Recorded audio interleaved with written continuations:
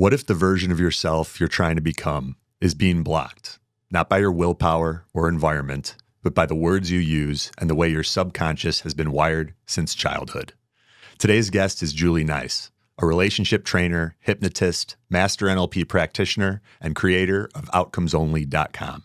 She's helped thousands of people, over 8,000 to be more precise, unlock lasting changes in behavior, emotion, and perspective by rewiring the mind using language and neurolinguistic programming. She's one of the most impressive hypnotists I've had the pleasure to witness and work with in person. This conversation will help you recognize the unconscious influences and predictable forces and changes in your relationships before they happen, so you can keep your connection strong and avoid problems. With this episode, you'll gain the insight to anticipate your relationship patterns and changes, master communication, and create great outcomes in your marriage, family, or business. So get ready to challenge what you think you know about change and discover a better way to rewire your mind. Julie Nise, welcome to the Biohacking Secrets Show. Thank you, Anthony. It's such a pleasure to be here. I'm so excited. Such a pleasure to be able to spend this weekend with you. Yes, it was really something, wasn't it? It was something, and I feel like I was able to gain so many insights into the art of hypnosis and the magic that you're able to create in shifting people's consciousness and allowing them to see patterns and behaviors that have been holding them back in such a short period of time, things that people have been carrying with them since childhood. Yes, years often and for a decades. long time. Yes, that's one of the real benefits of NLP and, in fact, hypnosis is that a knowledge of content is not necessary to facilitate change. So you don't have to have the backstory. You don't have to have all the pain and suffering, the gnashing of teeth, or anything else. You can just get straight to what they want to accomplish. So it really is kind of magical. Yeah. I think most people have a misconception around hypnosis. There's a lot of people, yes. especially those who liked control, where the very idea of being hypnotized sends a shockwave of fear throughout their body.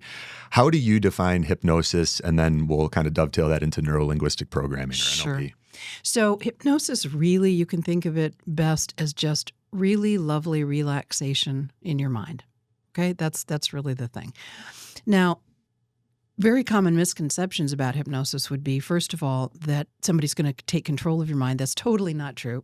You cannot be hypnotized to do anything you do not want to do. It doesn't work that way. Trust me, if I could actually hypnotize people against their will to do what I wanted them to do, this would be a very different situation.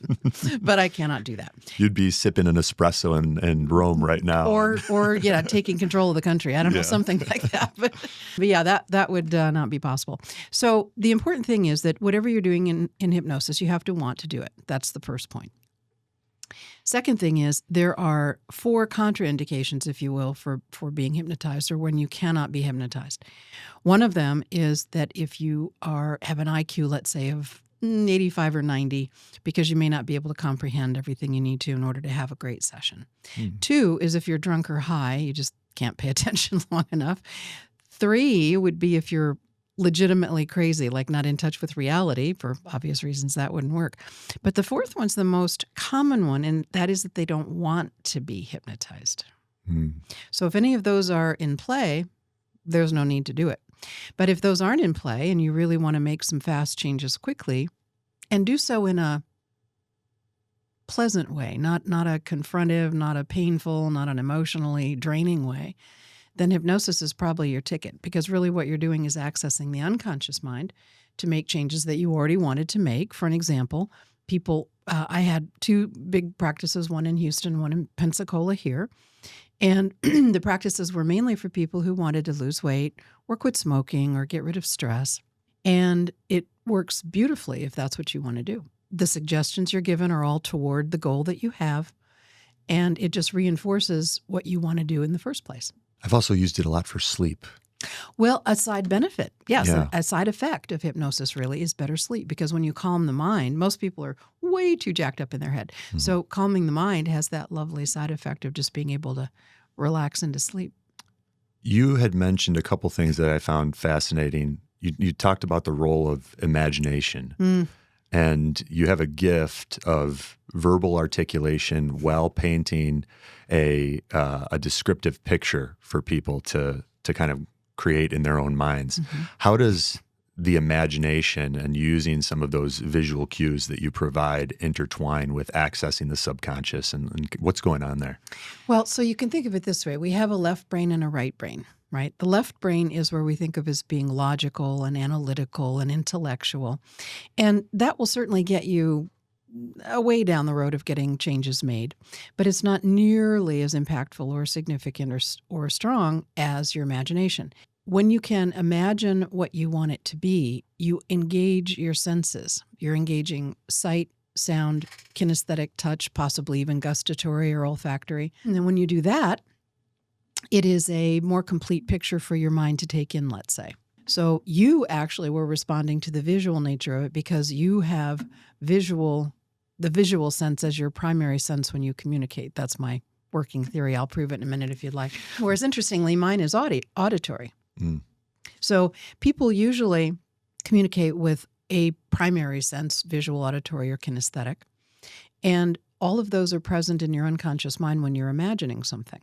So for someone like you, if I wanted to get you to change, something like you decide to take a long walk in the morning, for an example, what I would have you do is visualize first, the door handle, opening the door, walking out the door, then maybe stepping on the sidewalk, then some more kinesthetic, breathe in some nice air, visually notice the beautiful day, start walking and kinesthetically feel how your body feels. And as you start imagining all this stuff, you kind of create an excitement for doing it because your unconscious mind and your conscious mind are picturing it. The real creativity lies in your unconscious mind, not really in your intellect.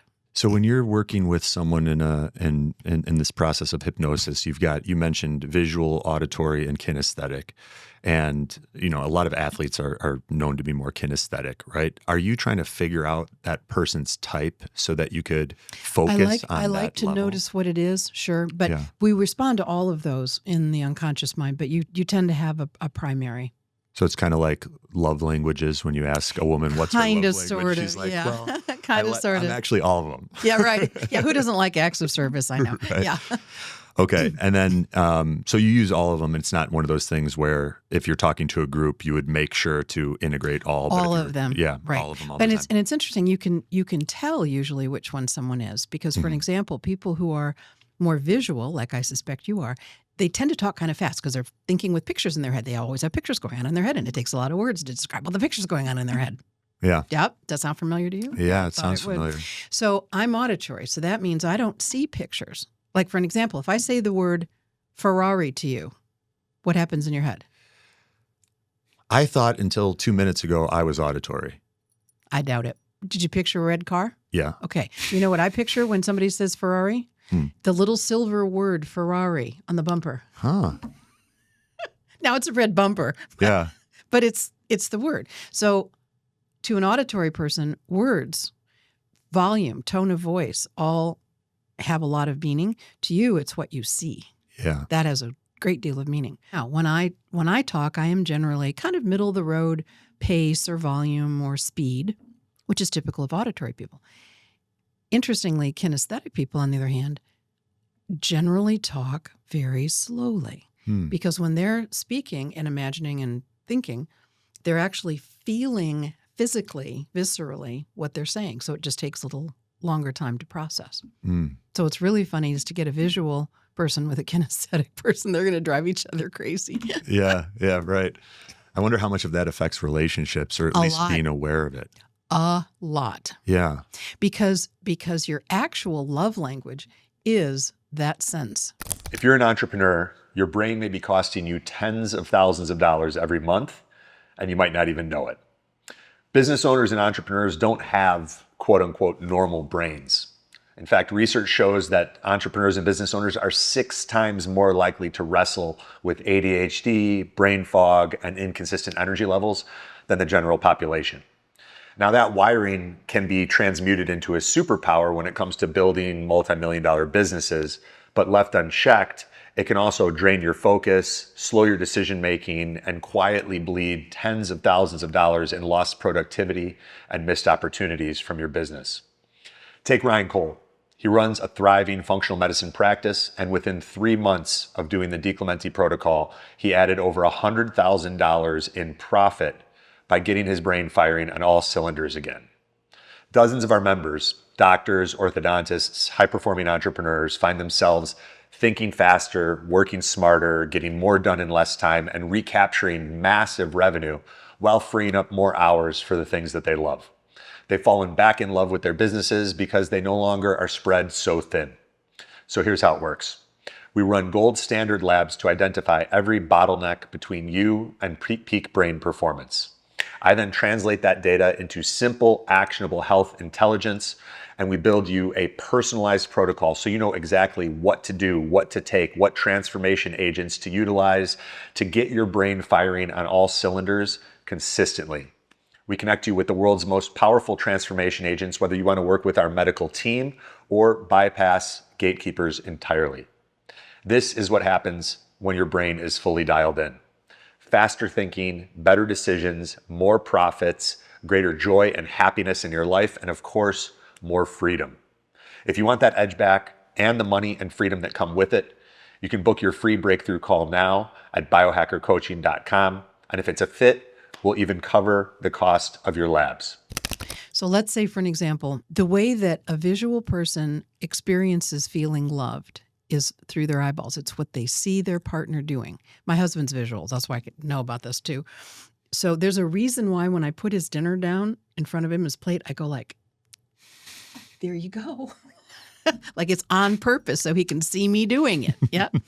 That doesn't work for me. I mean, it's nice to see somebody do something nice, but I want to hear it. I want to hear compliments. I want to hear, oh, this is so good. And I pick up a lot on the nuances in people's voices. A kinesthetic person, they feel loved simply by being touched. That's it.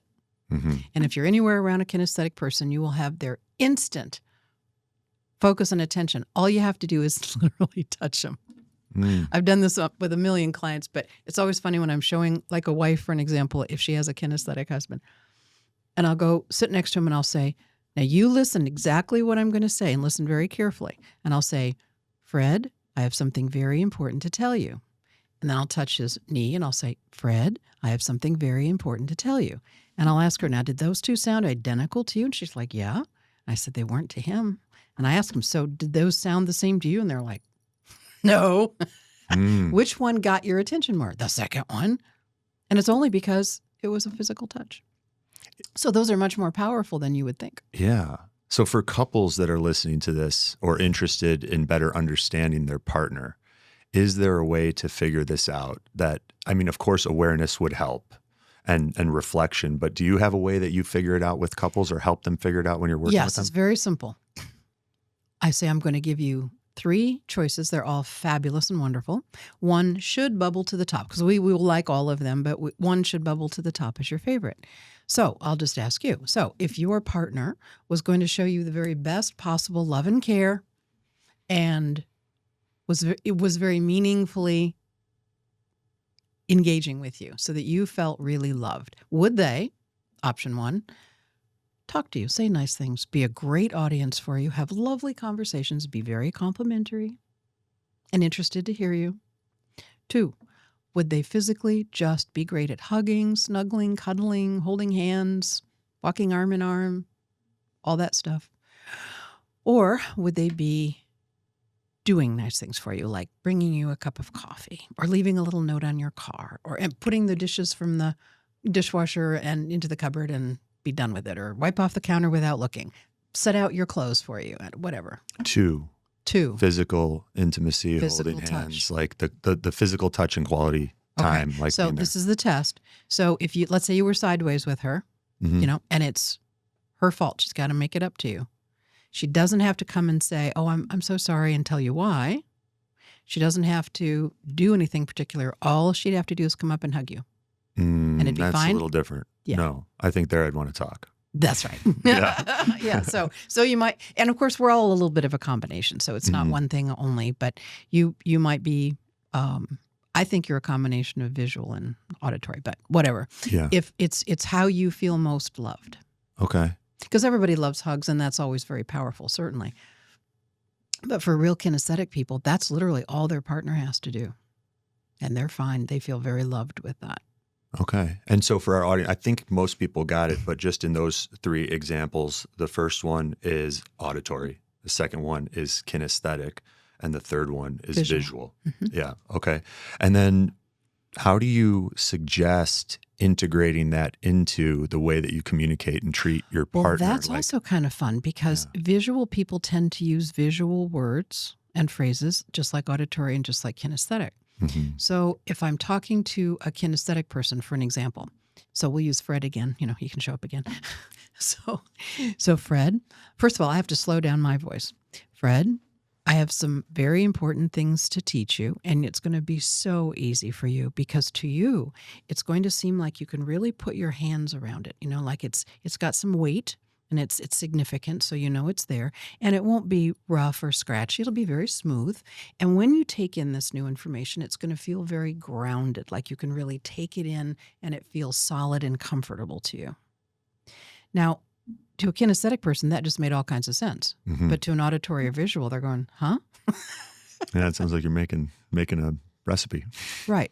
So for a visual person saying the exact same message, I would say, well, first of all, this is going to be really easy for you to learn. I'm going to teach you a lot of stuff, and it's going to be just like a map. You know how in a map, when it's really colorful and it's really sharp and it has little points along the way you can see and a little thing along, it's so easy to see when you're going, where you're going to be. Awesome, right? It's so easy when you can follow a map. So all this new information is going to be just like that. So when you get to this destination, finally, piece of cake.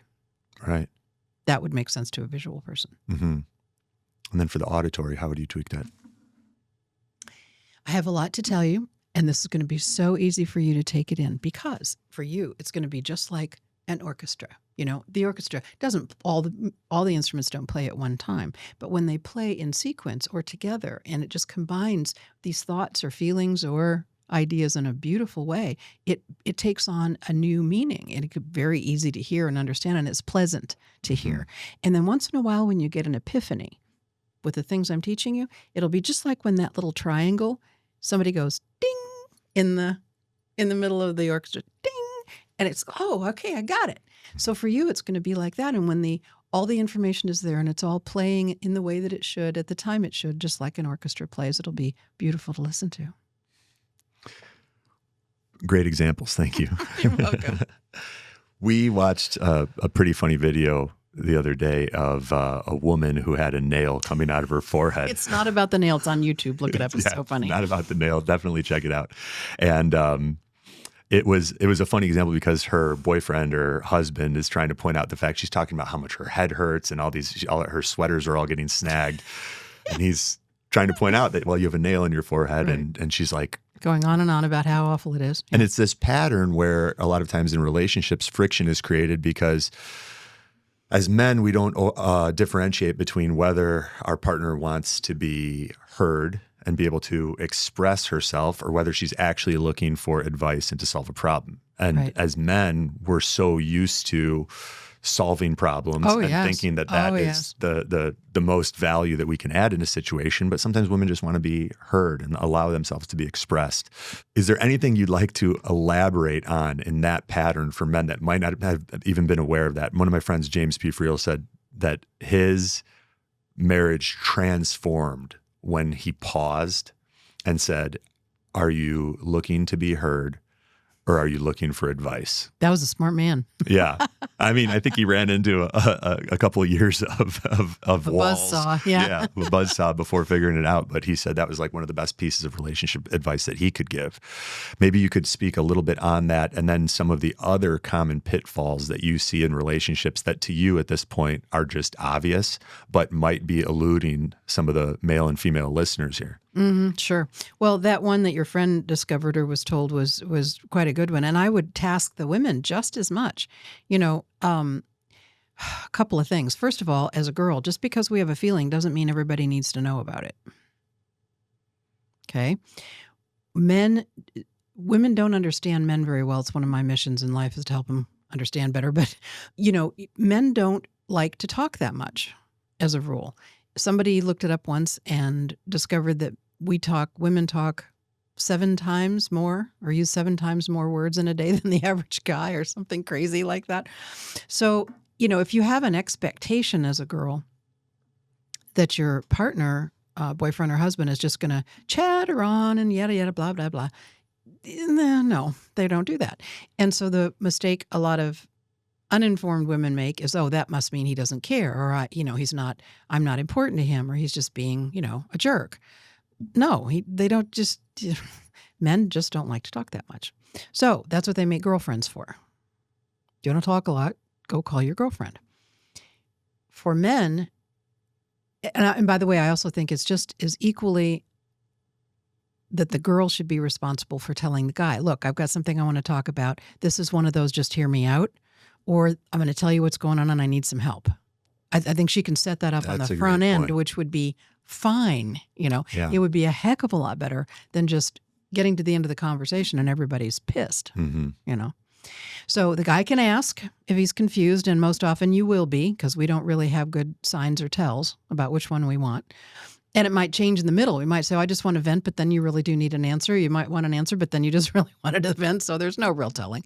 But you can start it off that way. Either one should take responsibility to do that, just so you don't have those. That's an easy mismatch to avoid. That's great. That's also a practice in improvisational comedy. Like, you want to really set up the next person and make it as easy for them to kind of take the ball and run with it. Yep.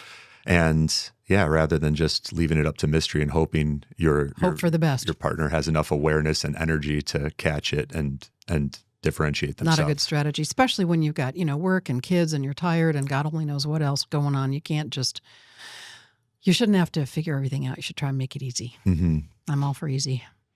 Are there any other disconnects that you see a lot repeating themselves in relationships that couples should be aware of in maintaining harmonious conversation, resolving conflict, that sort of thing? Sure. Well, that's kind of a big pot. The easy one for resolving conflict is most people, the reason they're having conflicts and having trouble not resolving them is that they're talking about the problem.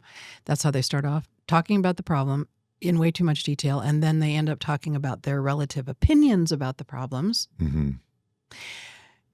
And that usually ends up in a train wreck. Which dovetails into your outcomes-only approach. Right. You were cutting people off when they kept going back and talking about the past. Yes, I did. That's right. Yeah. So for just pure and simple outcome of resolving a problem or disagreement, you have to focus on solutions. That's just pure, plain and simple. Mm-hmm. The fact is most people don't. That's why they end up in arguments. If you focus on solutions that both people can be okay with at some level, then you're done. Mm-hmm. But if you just end up arguing about whose opinion is right. See, I have one of the things I teach my clients is you never, ever, ever want to be right. Ever. And initially that doesn't sound like that would be a good plan. But see, there's several problems when you're right. Number one, if somebody's right, by definition, somebody else has to be wrong. Who likes to be wrong? No, nobody. Mm-hmm. That's the first problem. Second problem is when somebody's right and somebody's wrong, that just sets up this. And most of the time they're coming into my office to not do that. There is a saying, if you're in a hole you don't want to be in, stop digging. So it'd just be good to do it, not do it for that reason. But lastly, if you're focused on being right, you are by definition not focused on your goals or your outcomes, because you don't have an outcome of being right. You have an outcome of having a great relationship, being very connected, getting along well, having mm-hmm. fun. Being right really gets in the way of that quite often. It creates an adversarial energy as opposed to a collaborative, co-creative energy. Correct. And that's how people end up feeling like roommates. Yeah. Mm-hmm. And you do that long enough, you're usually going to end up in divorce court. How do couples that are committed to maintaining or prolonging the honeymoon phase in their relationship as long as possible do that? Keep treating each other just like you did when you were dating. Yeah. Date your wife, date your husband. You should never stop dating your wife.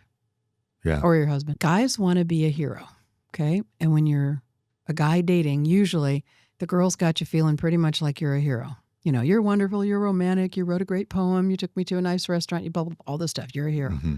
All you have to do is get married and all of a sudden you're the GOAT. And you're not talking about the greatest of all time. No, I'm not talking about the greatest of all time. And girls, but the same thing happens for the girls. So when we're dating, We're flirty, we're sexy, we're fun, we're pretty, we smell good, we look nice. We're, all about that. And bouncing off the guy's energy, in a sexy, fun way. Then you get married and it's flannel pajamas and, hair not combed. Mm-hmm. Not good. So there was a reason, if you got married, there was a reason why, and that was because the dating was successful and you both enjoyed it, but we stopped doing those things. Mm-hmm. If you just go back to doing that, a wife needs to act like a girlfriend. That would be great advice. Mm-hmm. And a guy needs to continue to act like the hero. Mm-hmm. I'm in a relationship right now, and one of my intentions is to provide the type of love and courtship that she's always wanted and dreamed about. The same way that like girls dream about their wedding day. Yes, we do. I think they also have a way that they want to feel when being courted and in love. And it's like, how can I be that, the conduit and provider and co-creator of that? And I feel like if you're in that energy, or at least that's your intention, you're going to get in the right zip code. And Definitely. and then there's, today it's masculinity is under attack. Dramatically, horrifyingly. Yes.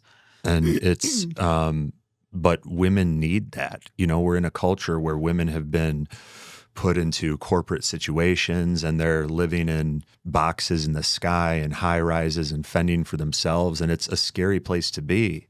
It's like if I was in the world, even as a 200-pound man, if every other man in the world was Brock Lesnar and 265 pounds and, could just have their way with me, it would be a scary place. But that's also the situation that a lot of women find themselves in.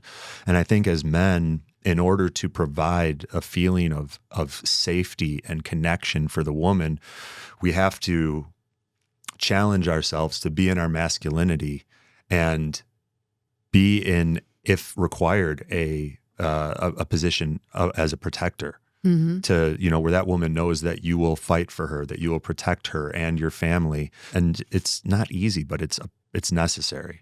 It's extremely necessary for both the relationship and even society at large. We need men. Mm-hmm. We need men badly. And I think my personal opinion is one of the reasons society's falling apart at the seams is there's so many fatherless homes. Yeah. And masculinity, as you said, has been under attack. It's so annoying to me. It's like every commercial you see, the straight guy or the husband is the doofus. He's the butt of the joke. Yeah, really. I hate that.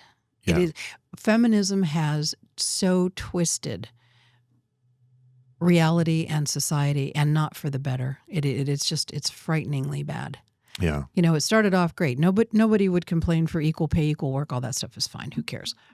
But they went so far beyond that into men are stupid and irrelevant, and we're smarter and we're better. And the fact is, in many ways, we're really not. We both have unique skills and talents. They are different. Mm-hmm. Some of mine are better than yours, and some of yours are better than mine. But the feminists don't want to see it from that perspective. Yeah, it's one of the many forms of division. In your feeling, how do we restore divine intimacy, divine sexuality, divine union, and allow people to come together as masculine and feminine, and if it is their intention to build a healthy family and kind of get back on track? I feel like a part of it is, there are 40 plus patents for the television as a mind control device and pretty much any screen. And John Prine said decades ago in his song Spanish Pipe Dream, he's like, blow up your TV, throw away the paper. It's recognizing the ways that some of these mind viruses get into our consciousness, recognized and unrecognized, conscious and subconscious, but then start affecting our family unit, So we can want to change the world and say all of this is messed up, but it's up to us if we relinquish our masculinity. It's up to us if we put our the women in our life in a situation that we should be handling. But what's your take on what do you do to keep relationships strong? What do you recommend to your clients? And how do we kind of get back on track, at least at the individual and family level? At the individual level. Well, again, it all depends on your outcome. If you want a healthy, stable, happy, respectful secure relationship, I think it starts with roles, you know. Nowhere on the planet does it work to have two people in charge of the same thing. You don't have two chefs in the same kitchen making the same dinner. You don't have two CEOs running the same company. And for all the reasons that that's true, it also is not a good idea in a relationship to have two people trying to run and manage or control the same things. So that means we have different roles and responsibilities, and those should ultimately fall back on our innate skills and abilities. Okay? My belief is that men should be the leader. Now, does that mean that as a girl I don't have an opinion or I shouldn't have a say? No, of course not. I have a lot of opinions and a lot of say, trust me. For a relationship to function well, most of the time, as long as people's egos or immaturity are not in the way, somebody has to be kind of in charge. I mean, that's just kind of how it goes. And that doesn't mean a boss. I want to make that distinction. That doesn't mean a husband should see himself as a boss, because then you'd just be a pain in the ass. Mm-hmm. A real leader is someone who is always putting the needs of his family above his own and acting to the best of his ability, only in the best interest and for the highest good of his family. Now, that's a very large ask. That is a very, very large ask. And it really means that you even have to override your own agenda or your own personal preferences or needs if it's in the best interest of your family. It's really a sacred job. And from a biblical perspective, a man is given a wife not as a present, but as a project. Can you elaborate on that? Well, and I am nobody's religious expert by any means, but my understanding is that if you have a wife, you are responsible to God first for how you manage your project. I know we're pretty and we smell good, but we're really not a present. And because men's perspectives and way that they move around in the world is so different from ours, you guys are just better suited to do some things than we are. You have a superior skill set for leadership, in my opinion. First of all, biblically, obviously, the man's supposed to be the leader. We all know that. But I would just ask you, so in all the people that you know, would you say that, generally speaking, it's men or women that have the superior ability to, I don't know, compartmentalize their emotions, for an example? Men. For sure. Mm-hmm. Okay. Between men and women, would you say who has the better ability to be less influenced by hormones? Men. For sure. Okay. Yeah. Who has the superior instinct for protection, men or women? Men. Right. See, there's a reason why in these horrible theater shootings and all this stuff, it's men's bodies on women's bodies, not the other way around. Mm-hmm. So what we know from that is in a split second, men will instinctively, because it's just in your DNA, it's in your nature to protect, instinctively they make that last decision. Mm-hmm. So in your experience, would you say that men or women have the better ability to be a big picture thinker? Probably women. No. Men for sure. Men? Women, these are general statements, of course, mm-hmm. but women are plagued by detail-itis. Mm. Boy, we can get in the weeds faster than fast with details, and most men just don't have a tolerance or patience for it. Mm. So men generally are in a much bigger picture. In an LP, we call that a bigger chunk than the women in a small chunk of information. And lastly, who is better at looking forward and not being trapped or hyper-focusing on the past, men or women? Men. Right. So, and I could go on, but you get the idea. Yeah. So it's sort of overwhelming the amount of skills, attributes, and traits that you have. And we have some of those, but just not as plentiful as mm-hmm. you do. So you're in a better position based on your skills and talents and abilities to be the leader. Now, a leader also, besides acting always in the best interest of the relationship, also has to make absolutely certain that he knows very, very, very, very well what everybody else's thoughts, wishes, opinions, and ideas are about a given subject before he just makes a decision. If you do not have very accurate and detailed information about what everybody else thinks and wants, then you're only going to be acting with the information you have in your head. Not enough. Yeah. That would not be a good leader. It's mostly yours. Mostly your opinions. Right. Yeah. So as a good leader, you have to be very other-centered, very external in your focus and awareness, and very good at understanding what everybody else needs and wants so that you can make quality decisions. And at the end of the day, the girl hopefully would be aware of and notice that first of all, your intention is to always act in everybody's best interest. Second of all, that you're actually doing things that are observable, like you're asking opinions and, double checking this and trying to work out that and getting ideas together and collaborating and being a team. It is never, ever supposed to be a dictatorial kind of a situation. Mm-hmm. And that will give women, for the most part, what we crave the most, which is security. The other piece to that is that female attraction strategy to men is based on challenge. So if you become a challenge to us, if you are sort of on your mission, because I think that is your mission, Mm-hmm. your mission and purpose to be the leader and be selfless and other-centered and protective and helpful and, be a guide and a leader and an inspiration and all of that, always acting in everybody's best interest and to the best of your ability. Now, it's not perfect. You're not always going to get everything right, but you're going to be right a whole lot more than you aren't. Mm-hmm. And the wise woman would just go along with that. So you become not a challenge when you try to make the girl happy. This is the conundrum of most men.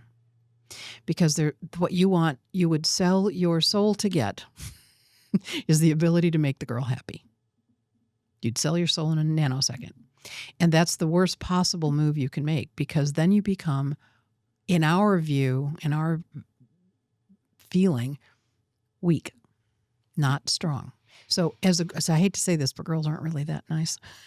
So you're doing all these nice things trying to make us happy, and we're like, nah. It's the lack of ability to manipulate you that makes us most attracted. That's the super secret Batcave intel on how women are attracted to men. It isn't necessarily looks or money or any of these things. It's whether or not you're a challenge. I think that there's a layer too where what men perceive or call being nice Mm-hmm. is a form of supplication. They're trying, it's almost manipulative in a lot of cases, where they're not just doing it out of the kindness of their heart because they expect nothing in return. They're doing it because they want to win favor with the woman. They want to create a romantic relationship out of maybe a friendship or a connection where there isn't polarity there. They want to get her into bed, something, and women feel that. They also feel like if men are trying, that subconsciously that man may view himself as, he may put the woman on a pedestal and see her as out of his league. And that's why he's doing some of those things rather than creating an emotional attraction. I think most men, safe to say, most men probably feel like they're a little bit out of their league. Yeah. I just think that's the nature of it. Or at least they want to date and marry someone out of their league. Yeah, but there's sort of a natural doubt that's in men's minds that's really kind of sad when you think about it. It must be very torturous to never really, first of all, I've yet to meet the man who believes he makes his female partner happy. Like for sure, absolutely guaranteed, take it to the bank. Really? They don't. They know that they do a good job sometime and they hit the mark better than others sometimes. Mm-hmm. But most of the time, men don't really know if she's actually happy. And they which usually is know when sad. she's upset. Oh, boy, they know that one. Yep. Know that one real well. It does seem like that, now that you mention it, people that are in marriages, it seems like the women, generally speaking, are much more clear about what bothers them and what frustrates them than what they appreciate. It's almost like the good Totally things true. are expected and the bad things are corrected. Well, but see, that's the inherent problem that women have is wedding cake poisoning. Because it's High actually fructose corn syrup? well, possibly, yes. So I told you that the female attraction strategy is based on challenge. It's also based on opportunity. So as you're dating, and I know you're dating, so I don't want to spoil this for you, but this is probably what's going to happen because it really does happen most often. So there you are dating, right? And from a girl standpoint, that is the perfect storm. If she's at all pretty or fun or whatever, she has plenty of opportunity, right? She can pretty much do what she wants to do there. There's lots of things to attract her attention. And the challenge is this. That's the challenge. So when you eat wedding cake, both of those things disappear instantly. There is no more challenge. You've got it sitting on your finger. And there's no more opportunity for most people. So that's it. So women, before they're married, are like, oh, he's so nice. He's so wonderful. He's the best time. He's so romantic. You know, they're doing all this stuff. And then very shortly after they get married, their awareness, this is a normal, natural thing, unconsciously goes to, he left his socks on the floor again. Did he not remember Tuesday is trash day? And so they have, because all this was going on anyway, but their awareness was up here on all the wonderful things you were doing. So down here, and so they start to feel like they're trapped, like they're in jail. It isn't fun. And we have to have a challenge. That is absolutely mandatory. It's in our DNA. We can't avoid it. So then they go on to the next challenge, which is normally kids and or job.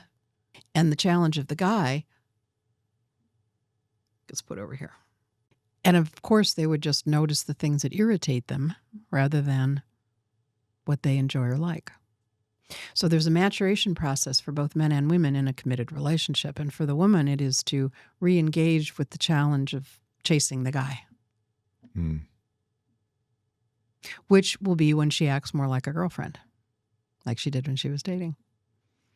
So the men are courting the women, helping them to feel loved and appreciated, like they're trying to get their hand in marriage, and the women are treating the men like they want the man to propose and be with them for the rest of their life and make a commitment, put a ring on it. Put a ring on it. Yeah. But as soon as they do, they're like, oh, darn. Mm-hmm. Yeah. It just isn't as fun. So, you know, most women work their way out of this, but it does create a lot of havoc because the poor guy's standing there going, blink, blink, blink. What happened? Mm-hmm. You know, because he didn't change. Yeah. And you see these patterns of sexless marriages and couples that are no longer coming together with physical intimacy and any regularity. Big mistake. And to just resolve conflict verbally sounds like a nightmare, or to have a relationship without physical intimacy and that component, to me also, that sounds just as trapped as any scenario we've discussed. Most definitely. So, do you recommend frameworks saying, all right, at least once a month we need to have a date night, or at least once a week? I recommend dating often. And most of the time, couples that I talk to, they stopped dating a long time ago. Mm-hmm. So yeah, get back to the routines and the habits and the behaviors that made it. I mean, you certainly wouldn't have been successful dating if you dated every 4 months, you know, that would be ridiculous. Yeah. So doing something. Yeah.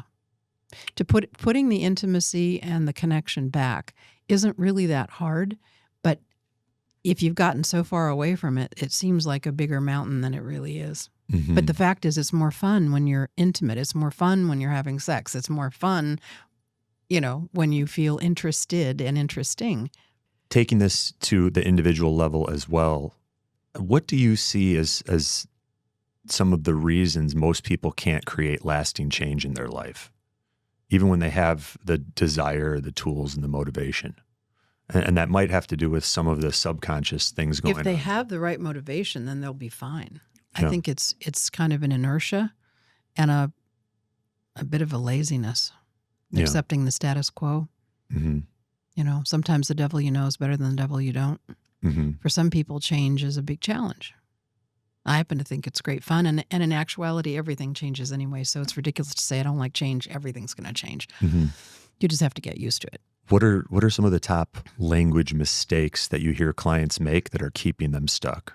Language mistakes? Like what they say, literally? Yeah, either verbally or internally with their inner dialogue. Oh, God, the crap people tell themselves in their head is just brutal. Mm-hmm. It's just brutal.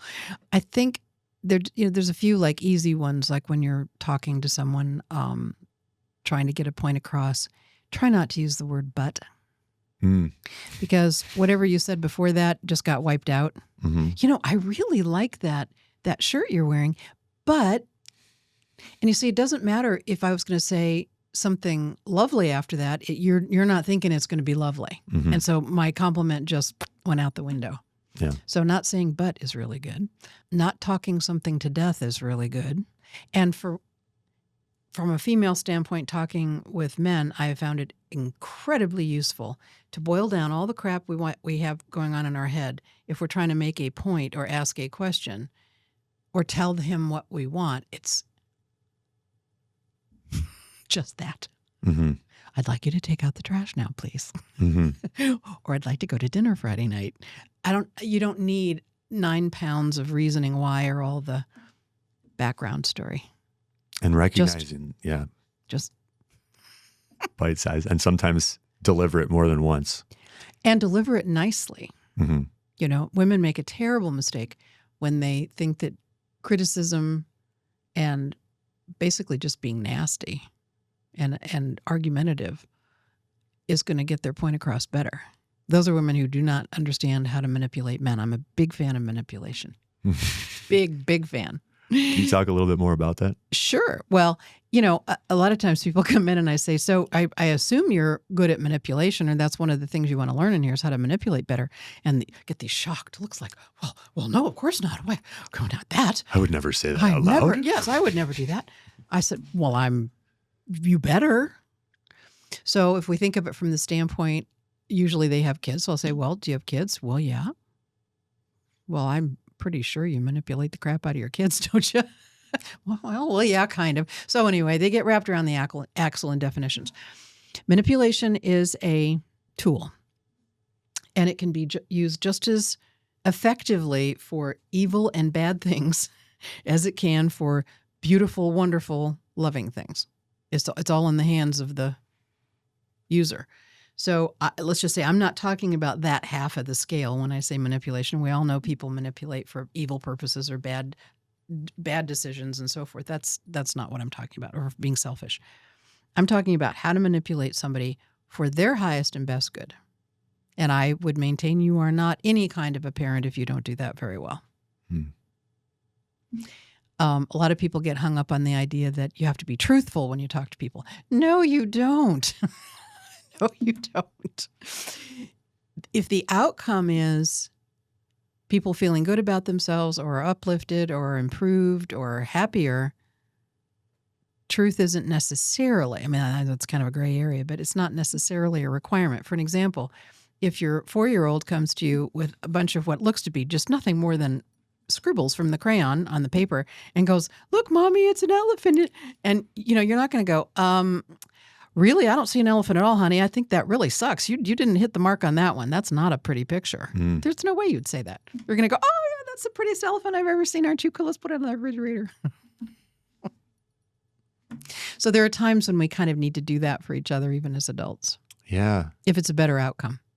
Interesting. Because my visceral reaction at first when you were saying that, you know, the truth isn't that important, as someone that... It might be. Yeah. But not necessarily. Yeah. The truth, it's sort of like being right. You know, I'm not a fan of being right, as I said.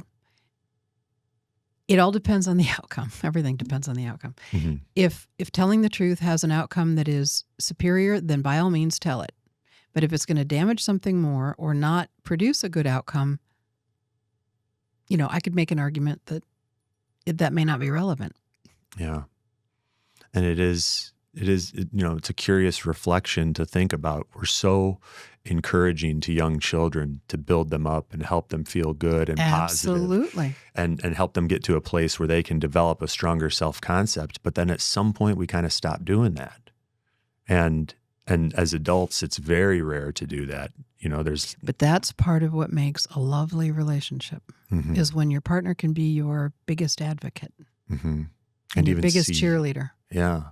I tell couples all the time, especially for women, you know, well, back it up. So part of what makes a great relationship, too, to answer that other question, was for women to understand what men need most. And what men need most is respect. They did a huge study a long time ago and asked a whole bunch of men, if you could choose between, if you had to pick between being respected or being loved, which would you pick? Which would you pick? I know, hard. By my wife? Mm-hmm. I want to say loved. I feel like loved. And some would do that, but here's the problem. It would kill me to not be respected, though. Right. Right. And it would be a terrible conundrum to have to pick one or the other. But here's the problem. The reason that most men overwhelmingly chose be respected is because most men are painfully aware that a woman could love them very, very, very much and still throw them under the bus. So if you have to pick one or the other, they pick respect. But of course, we stopped teaching women how to respect men a very long time ago, so they have no idea how to do that.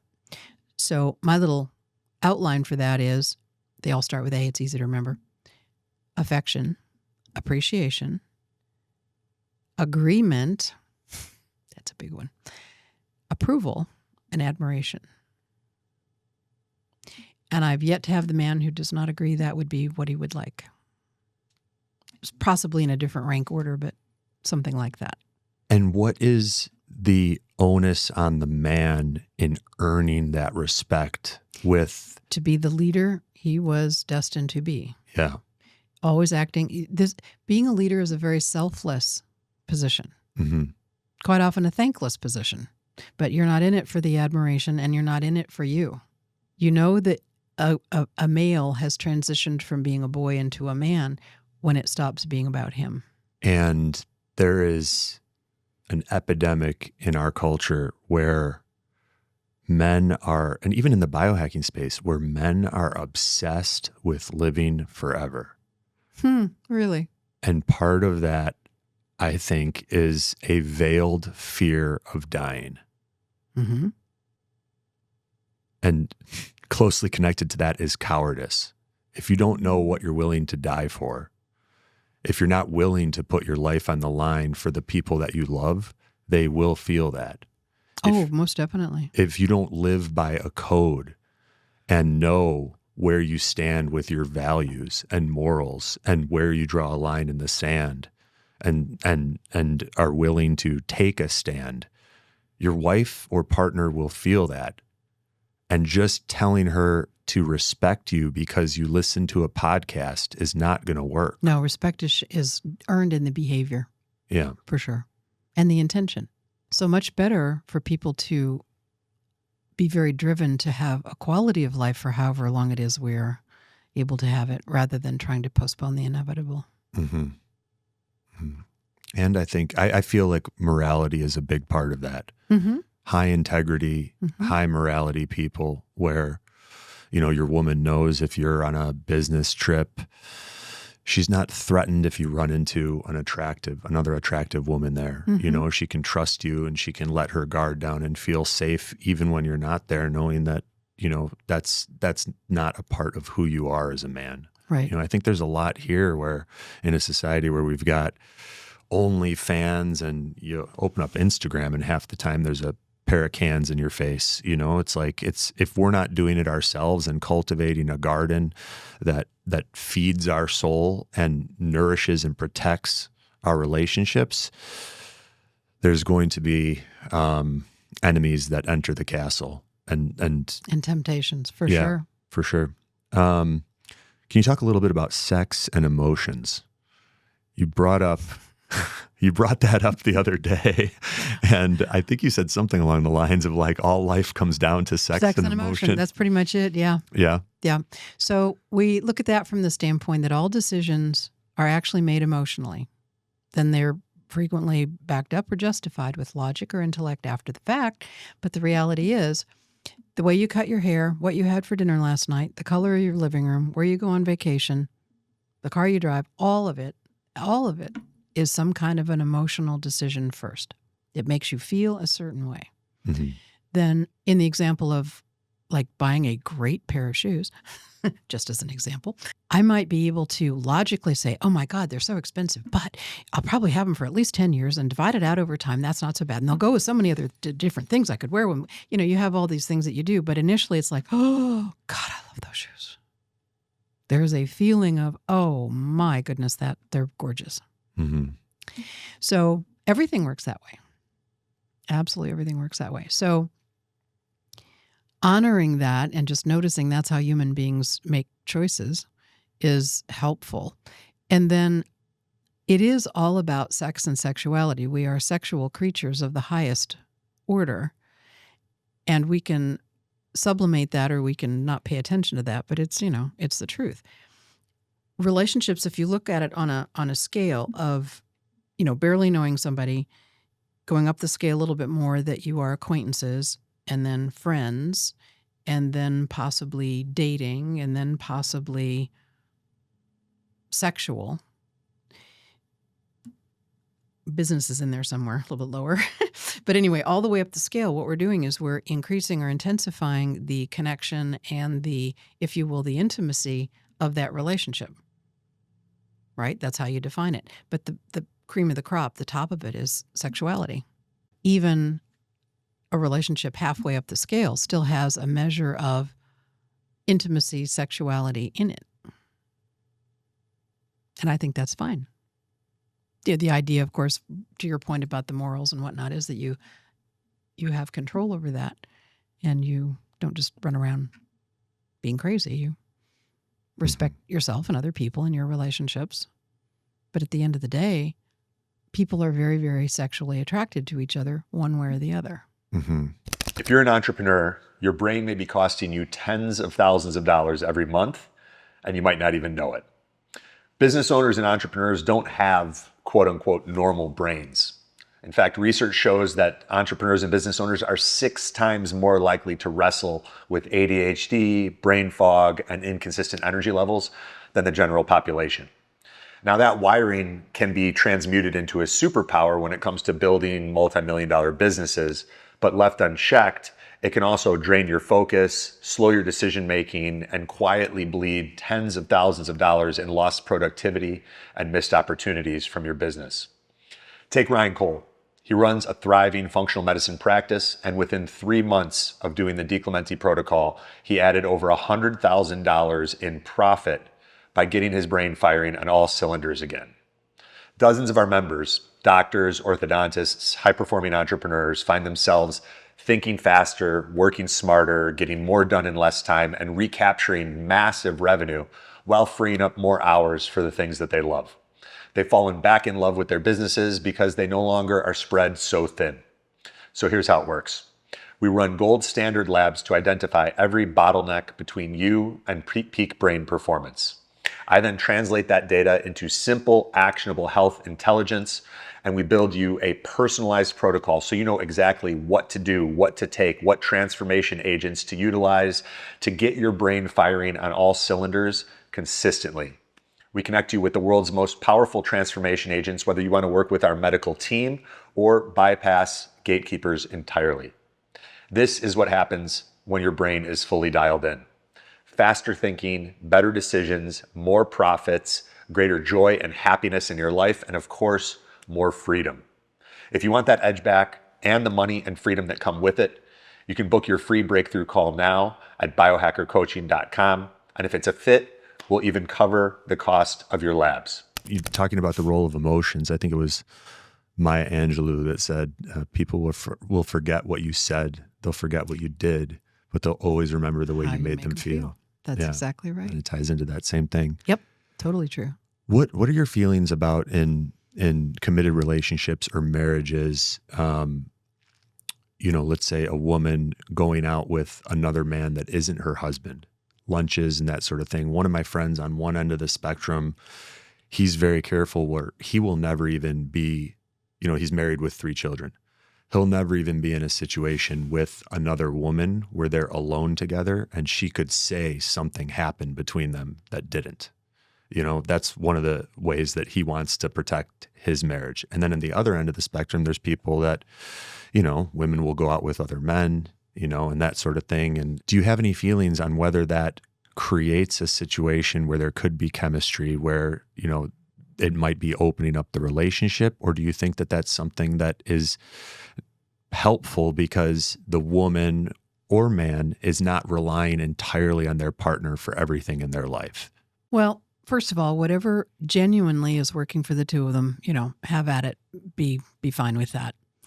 I think it's a little bit too heavy-handed to, just for my personal taste and in general, I don't really see the need of having to put so many bumpers around not being alone with the opposite sex. I think there's something inherently problematic with that. Are you saying that you can't trust yourself around someone of the opposite sex? Because that would be unfortunate. That would be kind of immature. Are you saying that you don't trust the opposite sex person you're with to conduct themselves well? And if they don't, then you don't, again, trust yourself to respond to that appropriately?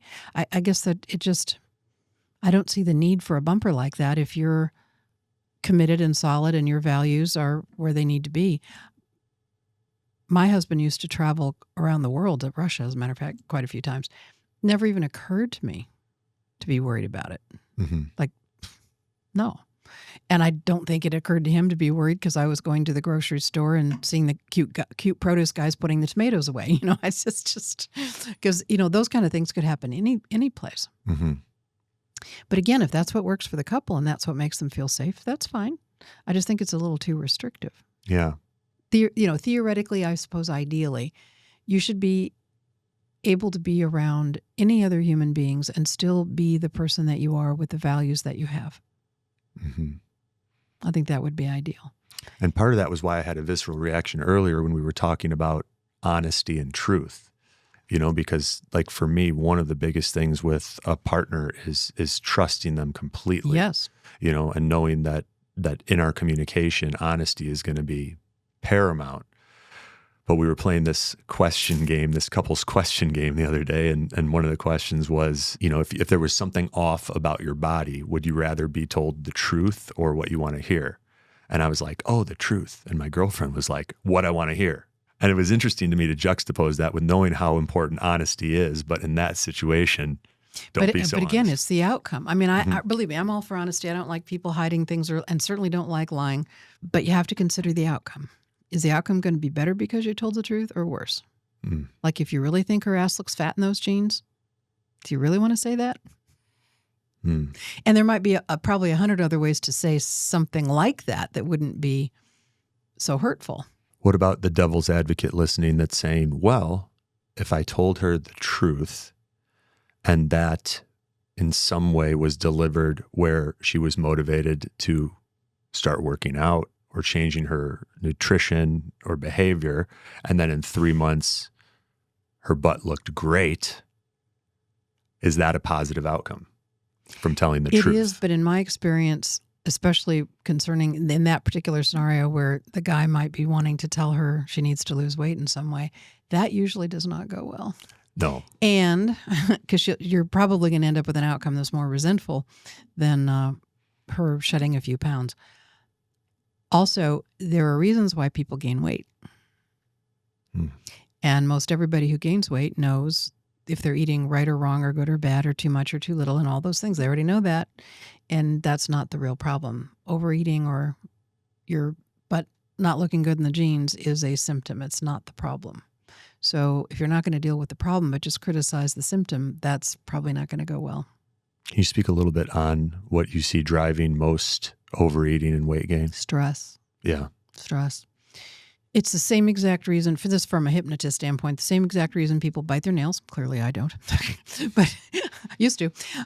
Bite their nails, smoke cigarettes, drink too much, go on wild shopping sprees they can't afford, eat too much. All of that is, by doing that, it produces some feeling of relief or calmness or reduction of stress. Simple as that. Now, unfortunately, in things like overeating and cigarette smoking, as an example, there is no awareness of the long-term price. So cigarette smokers go years feeling great smoking cigarettes or being relaxed, quote unquote, smoking cigarettes, although you're really not, but it seems like you are. And they don't have to pay the price or accept the consequences until they get diagnosed with cancer later on. Mm-hmm. So all the ways that we manage stress these days seems to be very inadequate. There's a lot more, but yeah. Mm-hmm. It's the same reason, people get on porn addictions or get on screen time and their phones for hours and hours. All of that's just to get out of stress. Mm-hmm. My personal belief, and you'd know way more about this than I do, but my personal belief is really all disease and all frailties of the human condition emulate from stress. I completely agree. And there's different etiologies where the stress is coming from. But yeah, it drives everything. I was so impressed with some of the patterns that you ran. And the language patterns. The techniques? The techniques. The NLP techniques, yeah. Yeah. And I don't know if there's a way to provide some examples of that, because I think a lot of people are fascinated with NLP, and it's Do you not want to like just do one? Yeah. Okay. Yeah. So let's figure out something that some minor thing that you might want to feel differently about. Mm-hmm. I really would like to feel like the work that I'm doing is part of God's will for my life and a divinely inspired mission where there's... Do you doubt that? I feel more connected to it sometimes than others. And particularly when I'm around people and situations where I'm in the real world interacting and helping, I feel a lot more connected to my mission. And one of the benefits of having a digital business is the freedom. One of the downsides is if I sell 70,000 books or have 2 million podcast downloads, the experience of recording a podcast to me is pretty much the same. And I don't go in and read emails or different things like that too much. And that doesn't really do much for me, but the experience of sharing a conversation with someone, that's real to me. The experience of changing someone's life, I feel that. So what you're saying is you want to experience your sense of mission when it's not one-on-one.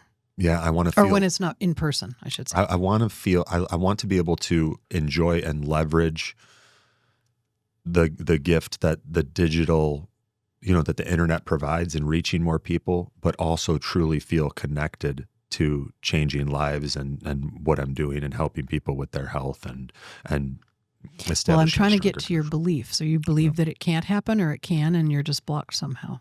I believe that it can. And I feel like I'm at a transition period where I'm kind of relaunching and reimagining things to... But what prevents you from actually connecting to your mission? I feel like when I'm spending a lot of time on devices, I'm not enjoying myself. So you're back to the human interaction. That's the thing that really drives. I feel like I need the devices to grow the business in a lot of ways. And then what ends up happening is before I know it, I'm on my phone and I'm on my computer way more than I want to be. And I'm not present in the real world.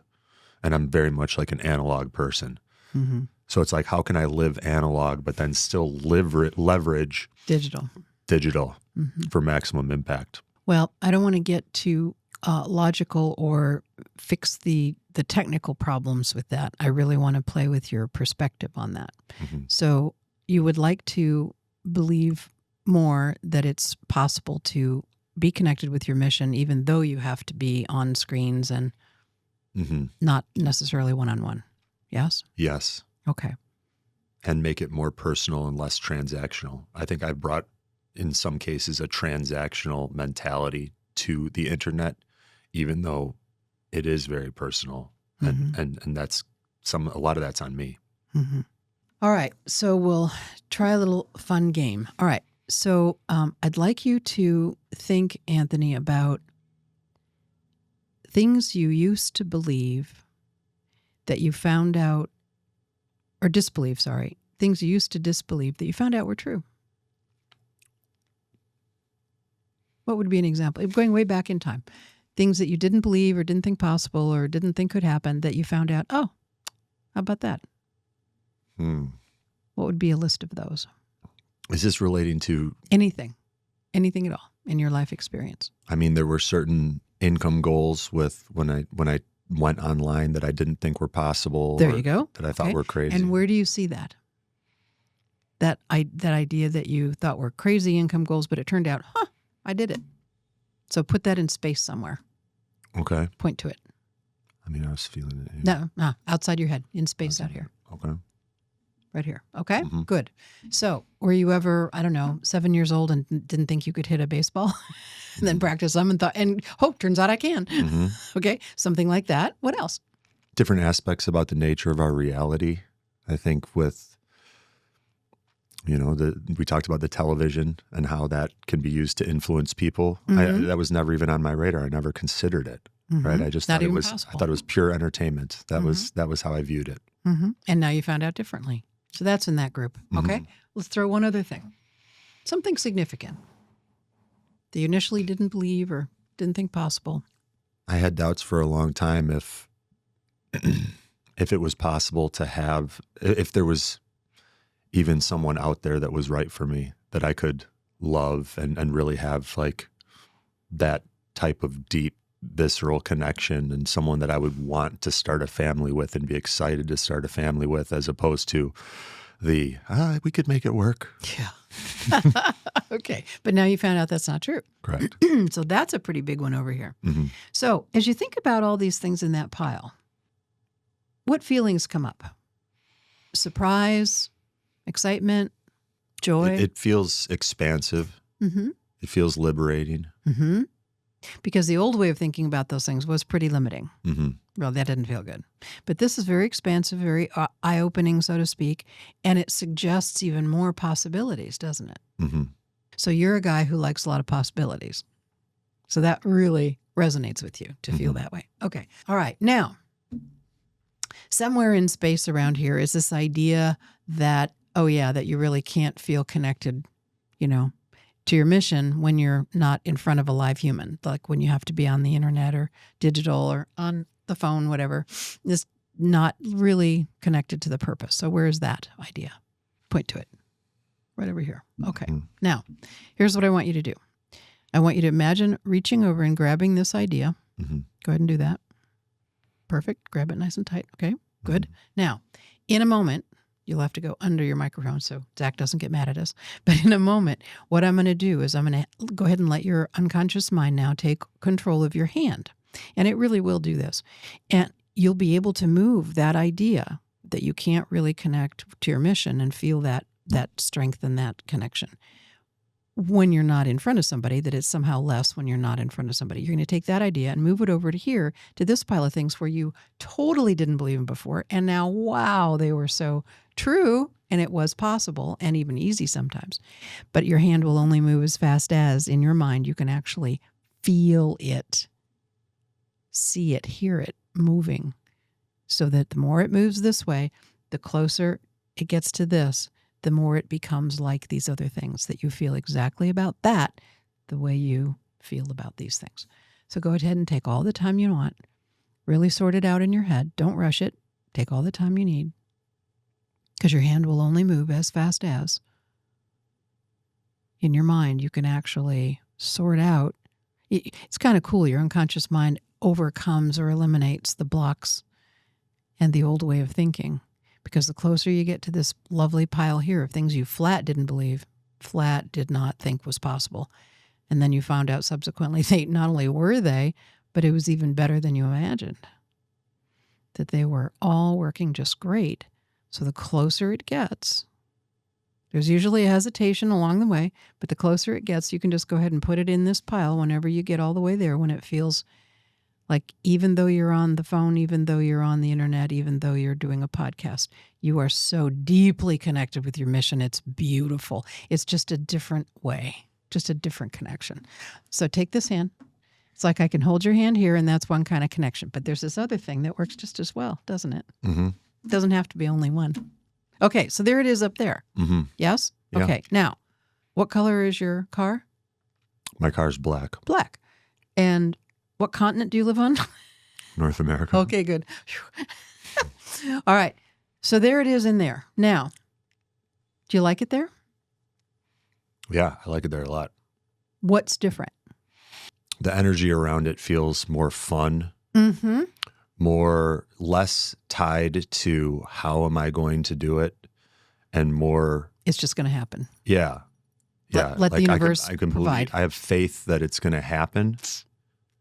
And if I'm doing it in a way that's fun, and I love learning, Mm-hmm. Like growth and progress lights me up. So looking at it as, this is going to be fun. So the digital world is made for you. Okay, well, just to test this now, because I believe you and it seems very authentic in your answers, but I want you to go ahead and grab it. We're just going to test it for a minute. Grab it and put it back where it was. Okay. And you got to feel about it like you used to. And if you don't want to go all the way there, that's fine. Okay, he's experimenting all the way. Good. He's not letting go real fast. I feel like I'm talking like on a golf course. And he stepped up to the tee. The hush came over the crowd. Okay, so do you like it there? No. Okay. I feel smaller. Yes. What do you mostly dislike about it being there? I don't feel creative. I don't feel like an image of God. Mm-hmm. You've placed an unnecessary limitation on it. That's great. Yeah. Okay, we'll get it back where it belongs then. Poof. There it goes. Dink. All right. Now, take a nice deep breath in.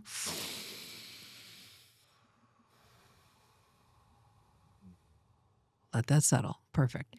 Now, I want you to go inside and see if you can imagine having that. Well, actually, I want you to look up while you do that. I'm putting him in his visual field. See if you can recreate that feeling of it not being good enough, it not being as connected, this dealing with the digital stuff and computers and all that, or if it's different. It could be not there. It could be just a lot watered down. Any of those are fine. I feel much better about it. Mm-hmm. I feel like there's some experimentation required. Mm-hmm. Sure. Finding the process, Finding and the balance, finding yep. the how. Mm-hmm. It's not like I have an immediate roadmap and blueprint. Nope. But I have a much stronger belief that it is possible. Perfect. Did you like how that went?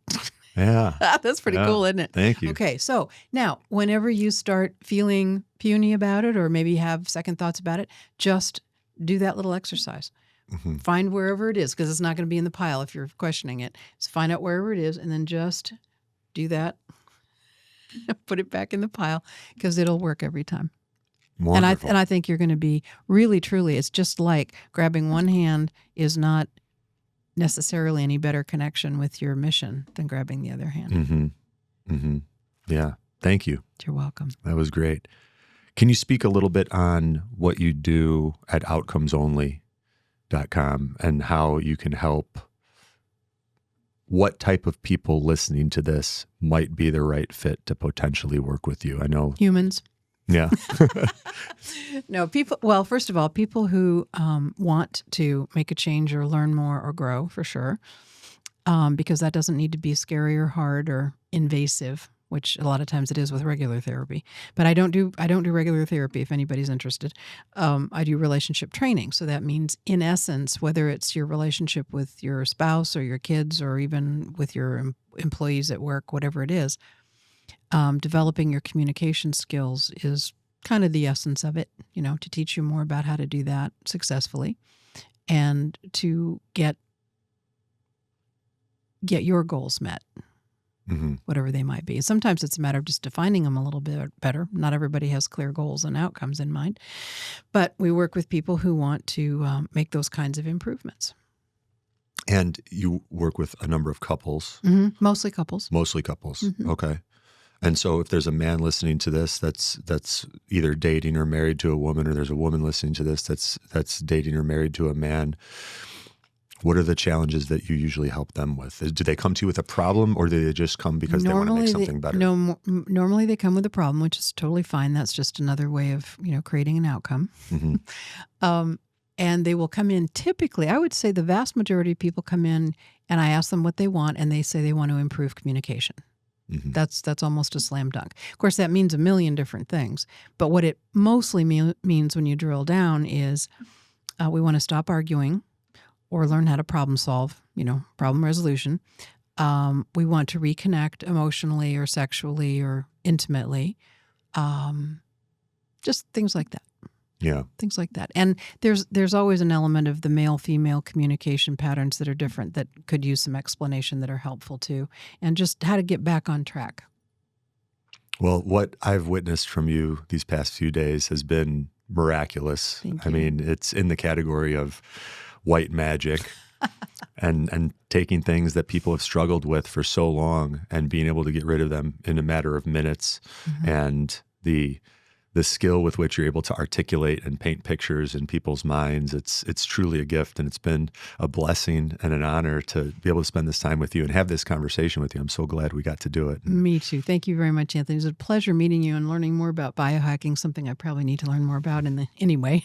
Yeah. But we had a really fun weekend, and I think you and I together helped a lot of people, so I'm I'm really glad about that. It was great. Yeah. And guys, just as we're signing off here, if you've enjoyed this episode, please share it, send it to someone that you care about, someone that is driven to become the highest and best version of themselves and heighten their communication skills. And if there's a part of you that's interested in working with Julie, please go to outcomesonly.com. And is there a specific place on the website that you want to direct they can them to? just click on either personal relationship stuff or business, and I'll get the message, and I'll give you a call. Wonderful. Thank you so much, Julie. Thank you, Anthony. Have a lovely day. You too.